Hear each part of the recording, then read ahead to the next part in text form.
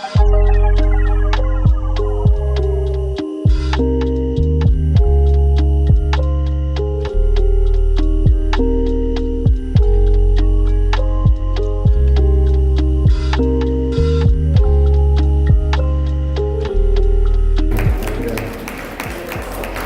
two authors that have seen some really tremendous success, and we'd like to sort of see if we can dig into the detail of this and find out that secret formula. So Mark, on the day that you published your first book, did you have a grand master plan that was going to see you become a permanent fixture on the bestseller lists? No, definitely not. Originally I was published by McLean in 99 and 2000, and they didn't do very well. The main reason being that they weren't very good books, didn't help, they didn't have very good covers, they weren't marketed very well, so they kind of disappeared.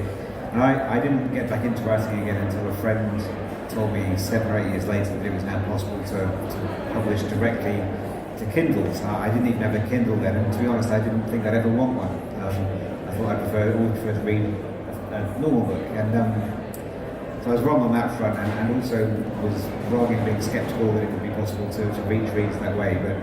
But back in those days, no, I didn't have a plan. I think I decided that I could edit it myself. That was a mistake. I thought I could do the cover myself. That was also a mistake. And I thought I could just upload it through KDP, and then readers would flock to me, and that was another mistake. So the first 6 months or a year were really quiet. I couldn't really get any. I couldn't get sales. I couldn't get reviews, and those are obviously linked. I thought if I needed reviews to get sales, but if I didn't get sales, I couldn't get reviews. I didn't really know what I was doing until I decided that just putting it up there and crossing my fingers was not likely to be successful. I'd have to do a little bit of research and work out what I needed to do to find readers, and then to start generating sales. And once I started taking it seriously and as a business, that's when things started to change. Interesting. And Rachel, for you, did you have a master plan of day one? No, I really didn't. My first book I published, which was in January 2017, was a post-apocalyptic psychological thriller. Now, I thought that writing a book that spanned two wildly different genres was a way to reach twice as many readers. In reality, it was a way to reach no readers. Because you've got post-apoc fans over here, psychological thriller fans over here, and they didn't go, oh, a book that beats both our needs. They went, nah. So, no, I think it sold something like 28 copies in its first month. And those were all my friends. So, there wasn't at that point a master plan. But what made the difference for me was I'd published 9 genre-bending, largely dystopian in some way, thrillers, and been enjoying it and been getting good reviews, but really, really struggled to get sales. And I reached January 2020, and I was a freelance technical writer, and I was at a stage where what I was writing about was changing quite drastically, and I would effectively have to go back to the drawing board and learn whole new stuff for that. And I thought I'd much rather learn more about publishing and marketing books, so I switched to writing crime and started writing books that readers wanted to read, focusing more on the reader than on me. And that was where it made the difference. And so I published my first Zoe Finch book that summer, and then we took off. Amazing. And so you both talked there about the fact that your approach to publishing has changed dramatically over the years. How about the approach to writing? Mark, how is your creative process evolved over those years? I don't do my own editing anymore. So I have an editor and a proofreader to make sure that the books are as professional as I can make them. I think that professionalism is something that I try to make sure it runs through all of the things that I do. So I make sure that the book looks like all the other books I'm competing with. I make sure that it's as clean in terms of the manuscript as possible.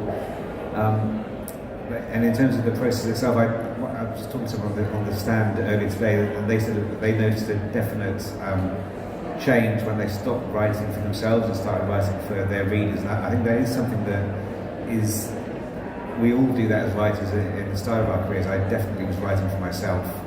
But when you actually step back and start thinking about what do your readers want to read, and hopefully you can find a conjunction whereby you enjoy writing that and they enjoy reading it. And when you start approaching it in a more openly commercial fashion, I think that's when you can start to find you get more success. And is that the same for you, Rich? Are you writing with a reader or a set of readers in mind? Definitely. When I decided to move to crime, I was sort of very aware of the kind of Venn diagram of deciding what suits you. And for me, there were three parts to that diagram. There was what I enjoyed reading, because I read crime, amongst other genres, what readers enjoy, and what readers will be buying, and also what you're good at. So, and my strength was in writing suspense, and in writing short chapters and the kind of book that hooks people and keeps them reading. And so I identified crime as a genre that hits all these spots. I did a huge amount of market research. So I read books by successful indie and trad authors. The trad authors I focused more on people who were with the smaller digital first publishers rather than with the big publishers, because the kind of marketing activity they do is more aligned with what we indies do. What differentiates a successful crime book is the characters and the location. People love very evocative locations in those crime books. So I read L.J. Ross's books, and her locations are real, they're like another character in her book. But I also built up a team of detectives, and their relationships are crucial to the ongoing subplot storyline that runs through the whole series. And that's what keeps readers coming back for more books.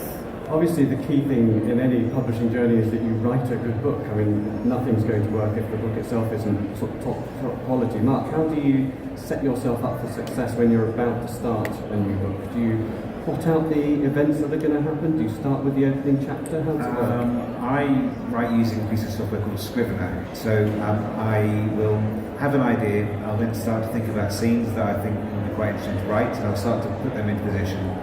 And then I'll start to rearrange them, perhaps write a sentence or two about each of those scenes, and then when I'm happy with a rough structure, usually 3-act structure, I'll then find a scene that I'm interested in writing first, and that could be in the middle, it could be at the end, it could be some dialogue, it could be a description, then I'll start to write. And then I usually write non-sequentially, so I'll write something in the middle, then I'll go to the start, then I'll go to the end, and at the end of the process, when I've got 90,000 or 100,000 words, I'll go back to the start, and then I'll edit on that. And do you keep the sort of coherent narrative jumping around like that? How easy is it to follow all the twists and turns? Yeah, that's why plot's important, and I've done this a few times. You can end up killing someone that you actually need when you get to the end of the book, and that's quite frustrating, because obviously that's quite a lot of unraveling that needs to be done. So, and what was it like moving into children's writing? Was that very difficult? Yeah, children are a lot more difficult as an audience than authors. Than readers. My daughter writes a lot. She'd like to be an author, I think, when she grows up. So at the end of it, and I did World Book Day this year, went into her school and spoke to the kids about that, and I think at the end of it, some of them who were quite bookish felt that it was possible now to take English and make that their career. Because when I was younger, I didn't really get that. I was a lawyer originally, because everyone I asked said you can't make money with words. So they were wrong. And how about for you, Richard? When you're starting that next book, what's your approach to blocking it out and getting the structure? I generally start with the location. So I spend quite a lot of time walking around Dorset.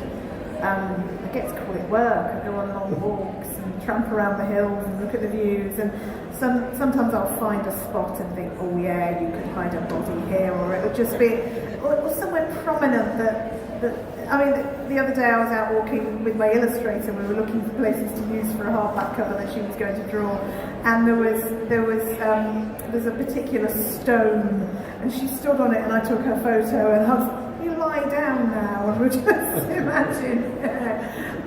So I'll often start with the location, and then I used to plot the entire book, and I worked on the basis that because it's crime, you've got to have red herrings and suspects and twists and turns. I'd have to plot the whole thing out. And I did that with my first crime book, but then I realised that's often what editing is for. And I'll often add those red herrings and twists and turns in, because I'll come up with them when I'm partway through the book. And the other thing I discovered is that 3/4 of the way through, I always change the ending. So now I don't bother to plot that, because it's a waste of time, because it will always change. So I think I'm quite unusual amongst crime writers in that I very rarely know who did it at the beginning. So I know who my suspects are, But as I write those characters, I decide which one I think is probably most like, which one I really don't like. I guess obviously you both talked about the creative aspect of it, but your books are set in the real world. What do you do in terms of fact checking and making sure that references to places and items are correct? There's obviously the police procedural side of things. So I have a retired detective who reads all my books. He's a beta reader, and his son is a serving DI. So if there's anything more current, he will check it with his son. I have all the textbooks. I have some really, really gruesome pathology textbooks that I keep on a high shelf. I have a Google search history that means that Google actually last week suggested I call the Samaritans.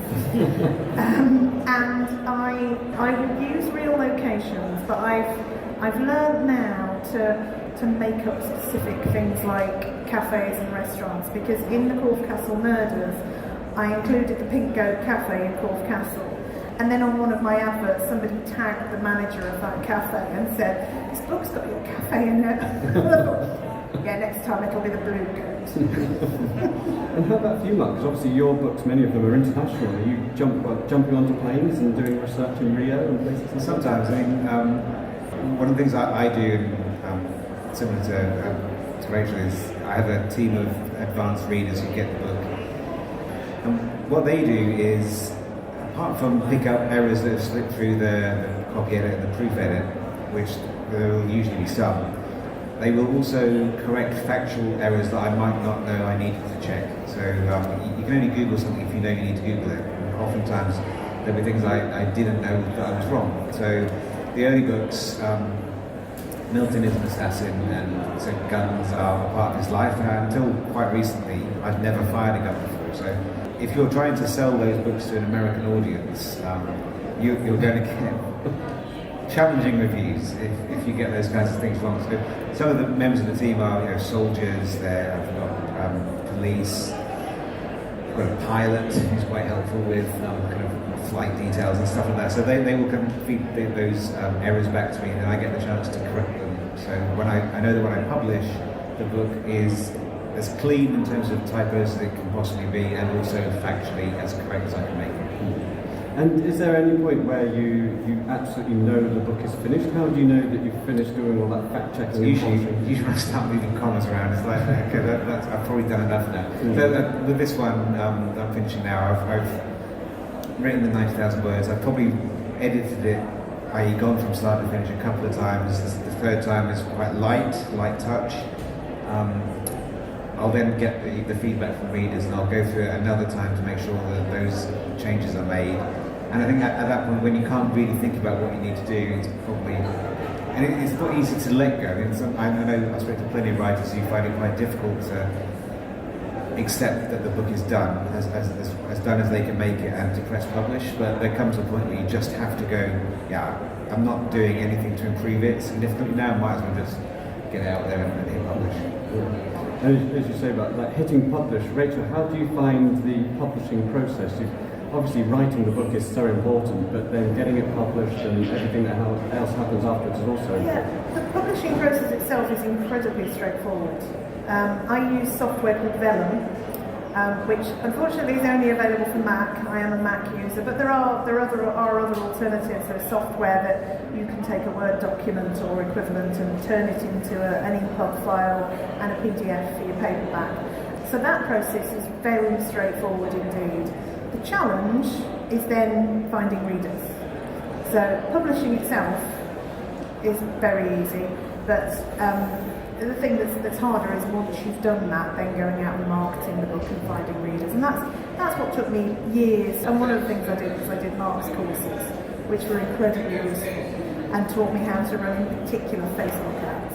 And in those early days, what sort of things did you try that didn't work? I mean, were there any things that you thought, this is really going to help me find readers, and didn't quite gel in the way you expected?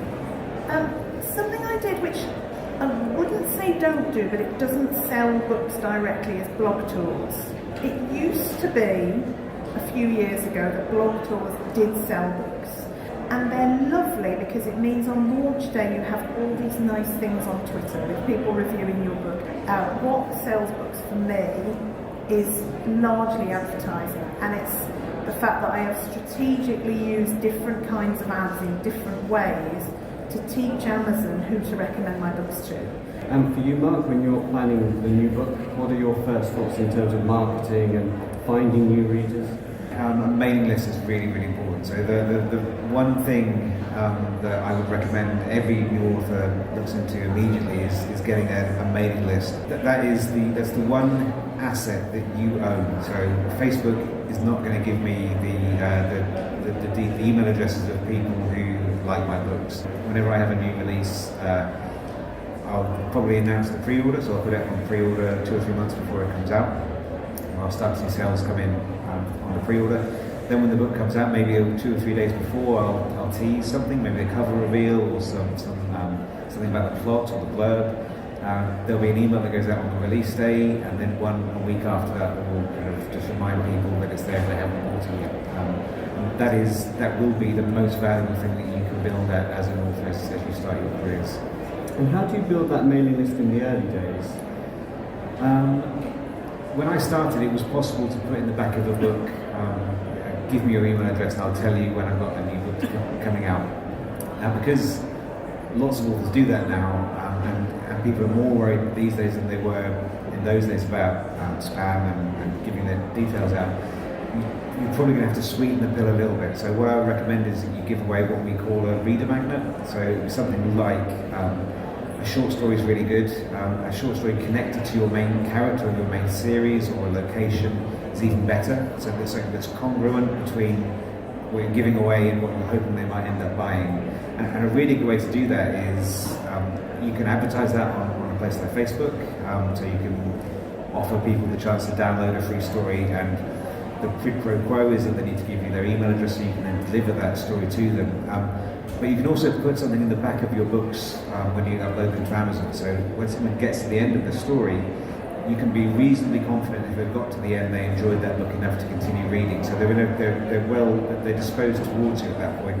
So it's a really good chance to offer them something additional that's perhaps connected to that story. And before you know it, you've got an audience that is able to sustain you reasonably well as an author. And Rachel, how important are subscription programs like Kindle Unlimited in terms of finding readers and being discovered? Yeah, I find Kindle Unlimited really useful. I'm exclusive to Amazon with my ebooks because the genre I write in, crime, there's a lot of Kindle Unlimited subscribers reading those books. And I will get emails from people who say, I found your books on Sunday, and in the intervening 5 days, I've signed up to Kindle Unlimited so that I could read them all.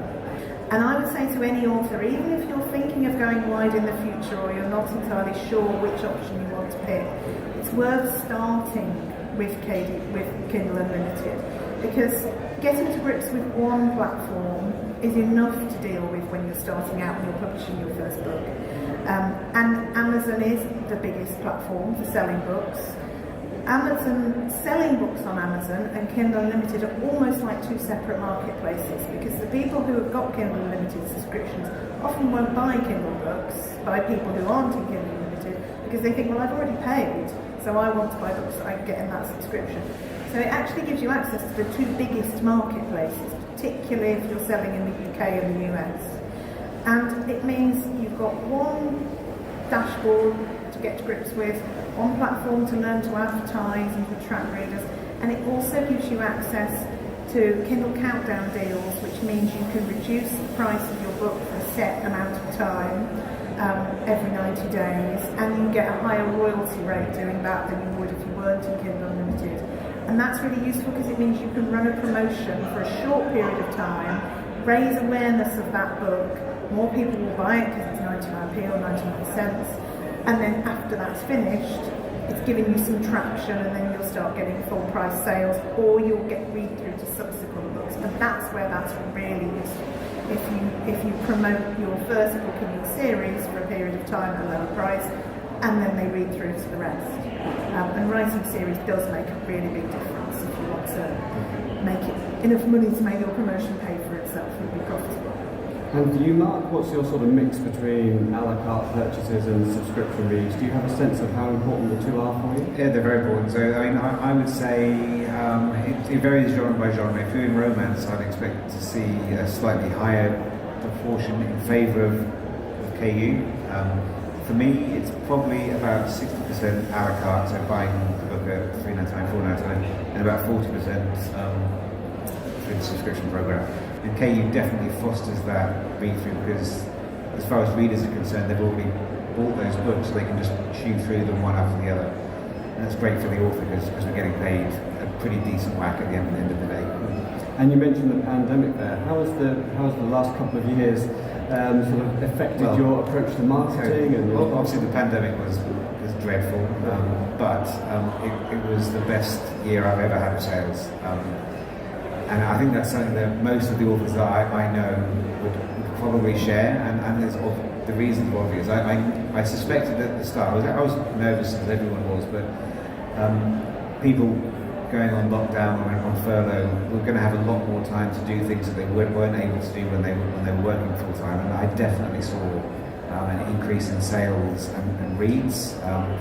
And I got lots of emails from people saying that they hadn't read anything for 40 years, and they used to love reading as a kid, and they got back into it again. They bought a Kindle, they subscribed to KU. The hope now, of course, is that those readers who've been reintroduced to reading will keep reading. Because the more readers there are out there, the better it is for people like us who want to write for them. It's definitely true that I think a lot of people rediscovered a love of reading over the last couple of years. Does that affect, Rachel, how you're thinking about marketing in the future, that there are potentially some people to re-engage and to keep building that habit? I'm moving into writing a new series set in Scotland, and I'm partly doing that because there is a bigger market in the US for Scottish crime than there is for English crime.